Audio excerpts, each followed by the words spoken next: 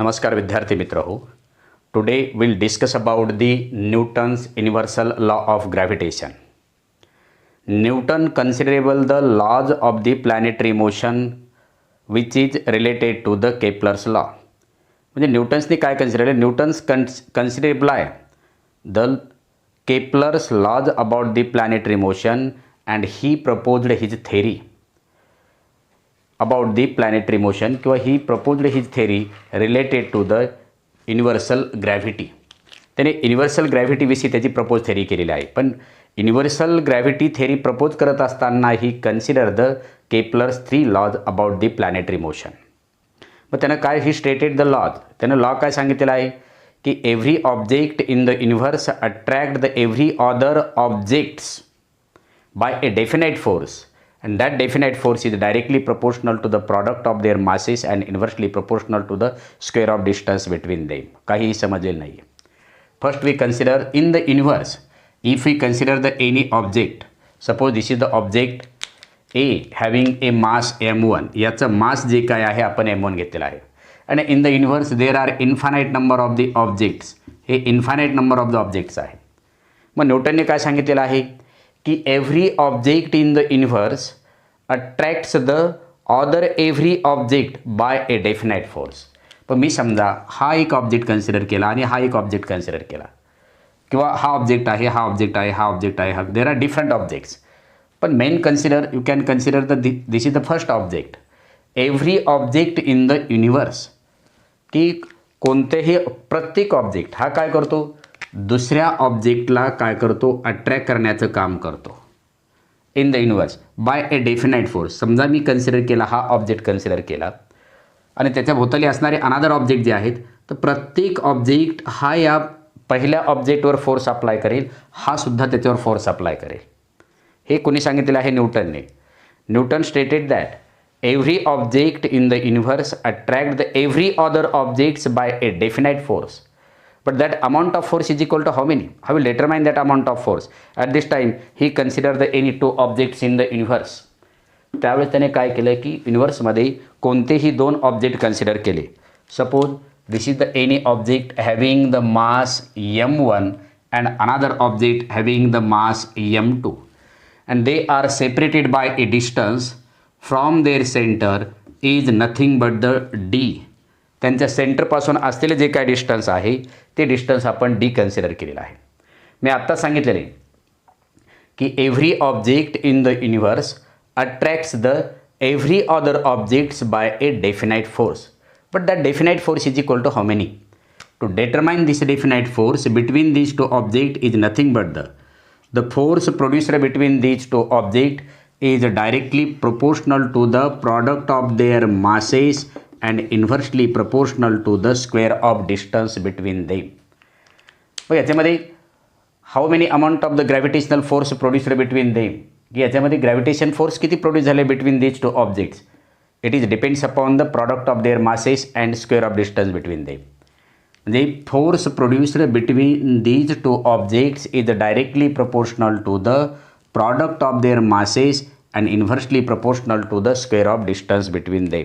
म्हणजे आपल्याकडे फॉर्म्युला तयार झाला की F is the force of gravitational force produced between these two objects is directly proportional to the product of their masses and inversely proportional to the square of distance between them.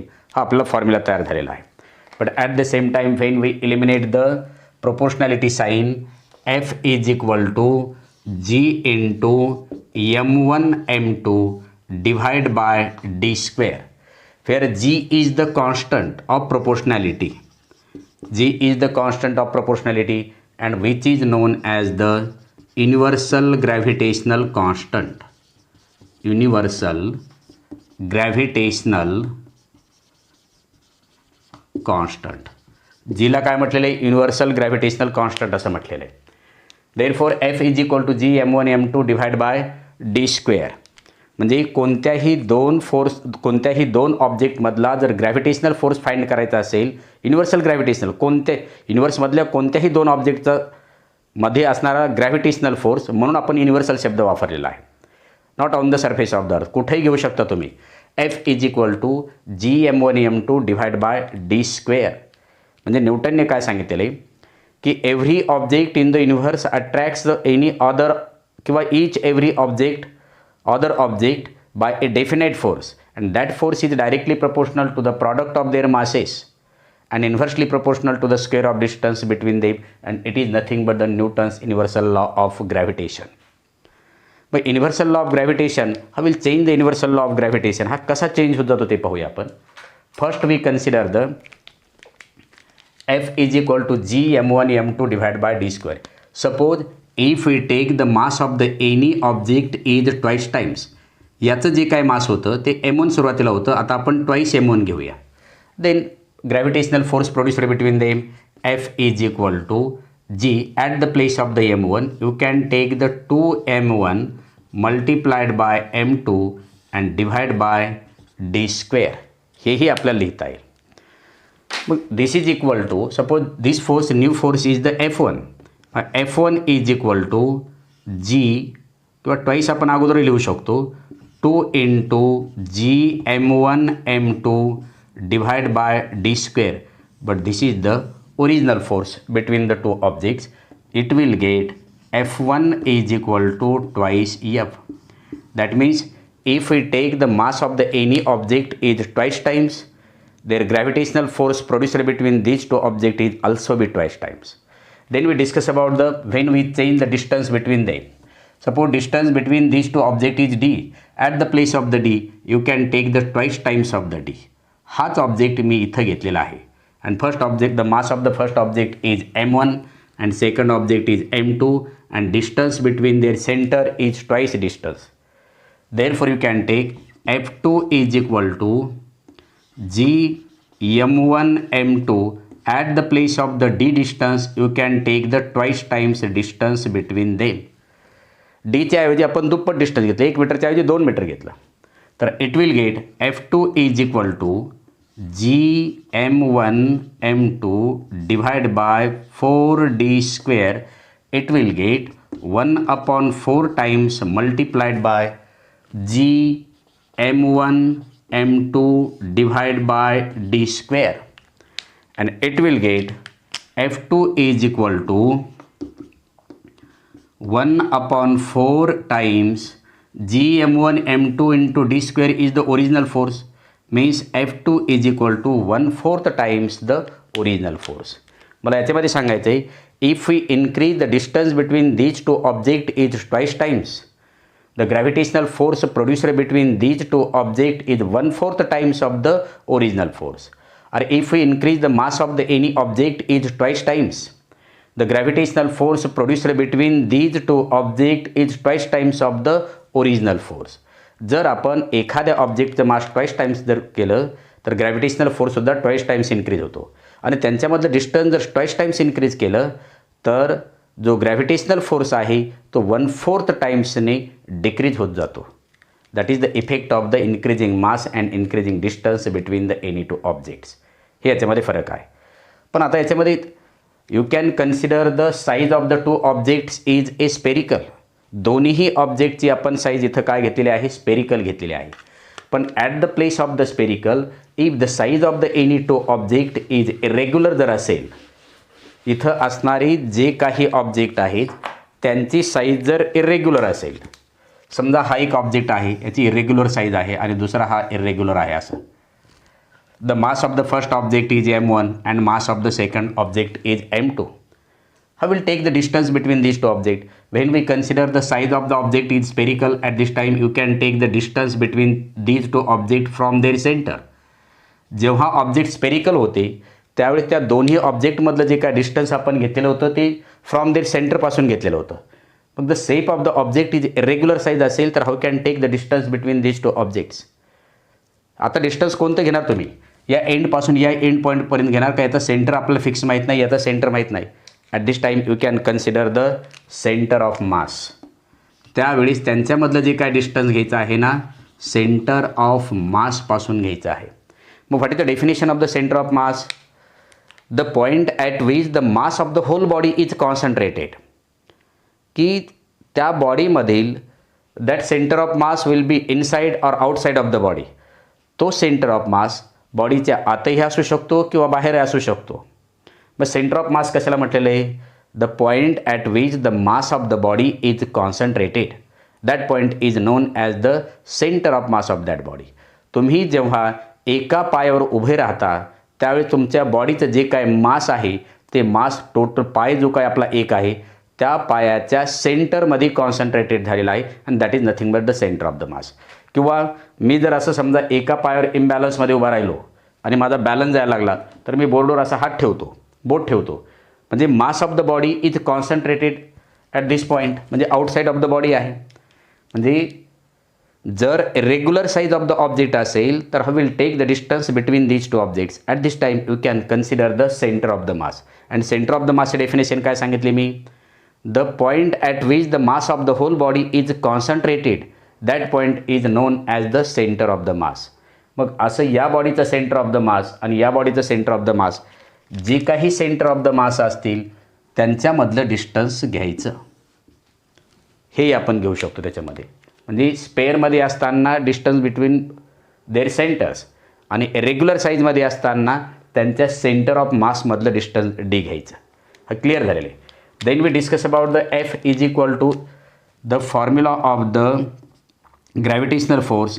F is equal to gm1 m2 divided by d square, where m1 and m2 is the mass of these two objects, g is the universal gravitational constant, d is the distance between these two objects from their center or from their center of mass, and F is the gravitational force.